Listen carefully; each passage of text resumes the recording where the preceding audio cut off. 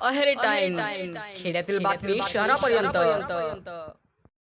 गडचिरोली जिल्ह्यातील चामोर्शी तालुक्यातील रामसागर येथे संशयित अनधिकृत एचटीबीटी कापूस बियाण्यांची साठवणूक व विक्री होत असल्याची माहिती मिळाल्यानंतर कृषी विभागाच्या जिल्हास्तरीय भरारी पथकाने पोलिसांच्या मदतीने धाड टाकली।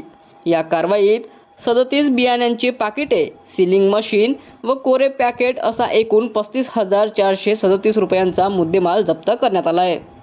14 मे 2026 रोजी झालेल्या या कारवाईत पुष्पा बलवान आणि मालामाल या वाहनांची संशयित बियाणे आढळून आली।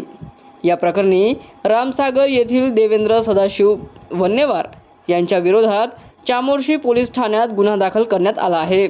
कृषी अधिकारी चेतन चक्रलवार यांच्या तक्रारीवरून बियाणे कायदा 1966, पर्यावरण संरक्षण कायदा 1986 आणि अत्यावश्यक वस्तू अधिनियम 1955 अंतर्गत कारवाई करण्यात आली।